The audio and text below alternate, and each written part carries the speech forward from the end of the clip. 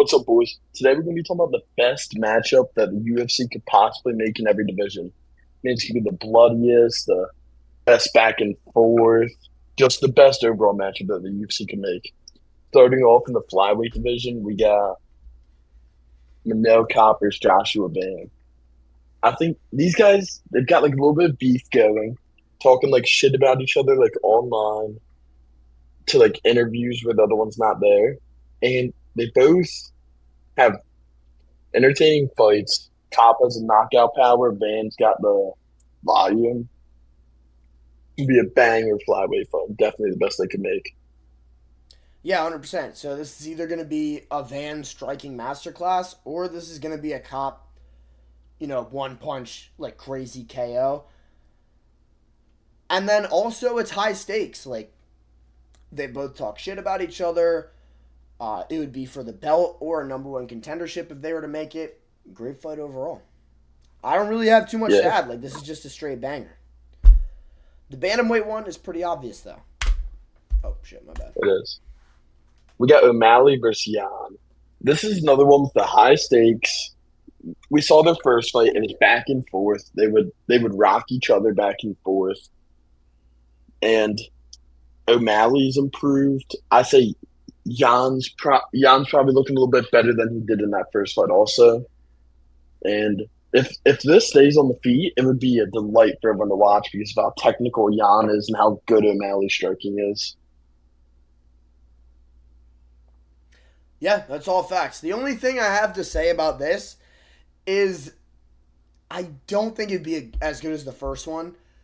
Just because, like, I agree that this is the best matchup in the bantamweight division. The only problem I have is Jan might turn this into a wrestling match because he now knows O'Malley's way easier to deal with in the wrestling than he is in the striking.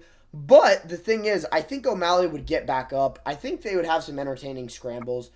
I don't think Jan has the same ability. I don't think he's. I don't think he's got the same willingness. We'll take it this way. I think he has enough pride in his striking to where he's going to strike with O'Malley a lot more than Marab did. Yeah, I mean, I totally agree with that. And I also don't think O'Malley's like wrestling and takedown defense is that bad. It's just like being worn down being worn down by Marab, it definitely hurts you. He's not one to get smudged, I would say. I still think there's a possibility for it to happen, but I But still yeah, think more than likely this is a good fight. agree. Anyway, moving on. I mean, I did not do Volk versus Lopez 3. That's the fight the fans want to see. No, I'm kidding. Let's be honest. Okay, I would make Lopez versus Gene Silva, but that already happened only a couple months ago. So, cool on, cool on, cool on. Yeah, I mean And Lopez versus Yair, it would be like I would say like it would be super hyped up. Like the fans who speak English, they wouldn't know what's happening at the press conference. But like you would just be able to tell it's like it's something's bad. happening. And Yair's really good on the feet. I would hate for Lopez to take him down. I mean, I think it's possible and like laying ground and pound, but like Yair's so good on the feet, and Lopez is powerful, and he's also good on the feet. It would be an entertaining build up and just a great fight, and I think it would end in the finish. Yeah, honestly, I see Lopez like dropping Yair and then subbing him. That's kind of how I see this fight going. But that's still a very entertaining way to end the fight. Like Yair's got Lopez beat in technique on the feet, but Lopez has a lot of power. Lopez has the grappling ability as well. But he's got like an entertaining style of grappling. Like this is never going to be a smudge fest. And I don't think Lopez has crazy control. So even if he does take Yair down, I think he's going to sub him. I don't think he's going to go to control him. But yeah, He could land some good ground and pound. this would be a banger build up. Put it on UFC Noche or just fucking whenever, dude. This would be a banger fight. Is this the fight that should happen like rankings wise? I don't think so. But I wouldn't complain. Like, this is whether Lopez loses or wins against Steve Garcia. Like, making this matchup is still going to be fire just because it's good for the fans. You know. I totally agree. Moving on, we got the lightweight division. We got BSD. BSD's on a 4-fight finish streak. He puts on good fights. Like, even when he got knocked out by Dustin, he was still pretty good. And we're putting him up against Arman. Just because these guys both lay nasty ground and pound. And, like, if it goes to the ground, neither's going to be smudging the other one. They're both going to be damage on him ground and pound. I think this would be an extremely bloody fight. And this could be an absolute war because, like, I don't know if either of them would finish the other one. Yeah, we considered BSD versus Charles. Like, BSD was a lock to be in this because he's, like, one of, if not the most entertaining guys at the top of lightweight right now. The only thing with Charles is BSD might be scared of getting submitted. I know, like, people would say, oh, what are you saying, man? BSD, man, he's not scared of nothing. Against Charles, he's probably going to be scared to be submitted. So I could see Charles smudging him just with the submission threat. Or Charles looks for submissions, he's not really getting them. That's less entertaining than Arman just fucking boom, boom. Like, yeah. Charles is a more entertaining grappler than Arman, but for this matchup, Arman would be the more entertaining grappler than Charles. And then on the feet also... They're both landing elbows. On the feet also, this isn't like a wash, and it's not like... It's not going to be just a straight KO on the feet, like, immediately. You know what I mean? In either direction. I think they're striking against each other with Benoit's lack of defense, and then Arman doesn't have great defense either. I think... I wouldn't say they're evenly matched on the feet, but it's definitely an entertaining stylistic matchup on the feet. And then also on the ground, like, it'd be entertaining as well. Assuming Benoit has improved his defensive jiu-jitsu. If he's still got the same shitty defensive jiu-jitsu that he had against Moicano, this is a round one ground and pound TKO for Arman 100%. Yeah, I would also like to say, like, Rufy did also reverse him. And I just feel like this could be like the bloodiest fight on this list. That's true. It would definitely be exciting. I also wanted to mix it up. Like, you can't just, like, it's more thoughtful to put Arman in an entertaining fight than it is Charles. You know, I think at least. Yeah, agreed. Anyway, moving on. This fight's already made, so we're fucking hyped. This fight is made. I just feel like with JDM's boxing and CP's power and all, I feel like this is the most entertaining fight. It's really between him, JDM, Morales, and Prates. How do you want to combine them? It's just the fact that Morales has been the least tested against the striker. That's why we think this would be the most entertaining fight at welterweight.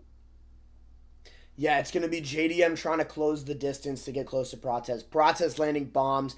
JDM super fucking gritty. He's got an untested chin, but probably a good chin. Just look at his fucking nose, dude. Like, tell me he doesn't have a good chin.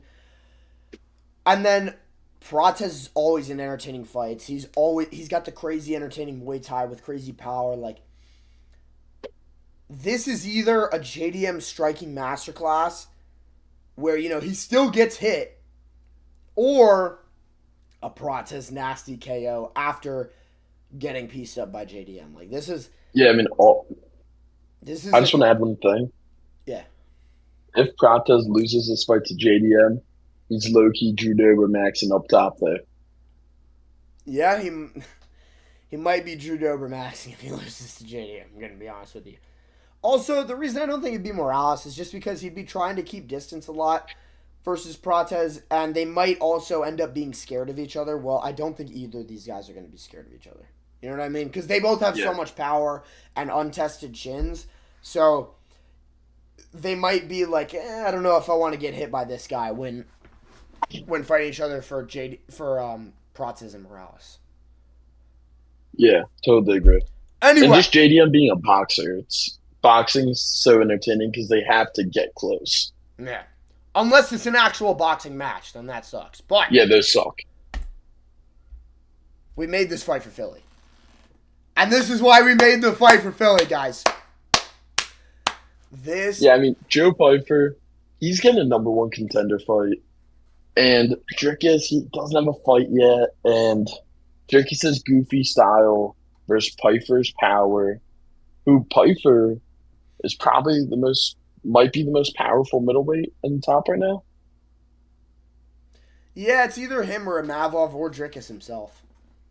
And, like, got to keep in mind, Piper's got good ground. We just feel like this would be so entertaining. Dricus is just such an entertaining fighter because he still has that goofy style. And this would just be a banger. Yeah, I think the grappling exchanges, if any were to happen, would be great. Dricus fucking pulling full guard and then somehow reversing Joe Pyfer. They're both landing crazy ground and pound. Joe Pyfer got that, smash him style of grappling. And then also, Joe Pyfer's always going in there. He's looking to fucking brawl. He's looking to scrap. Dricus lives for that shit. This is gonna... I see it being like a fucking bloody war where they're both gassed, they're both tired, but they're both pushing forward anyway. And this is just a straight up banger, and they need to make this for Philly, like we said. You made this totally for fucking agree. Philly, dude.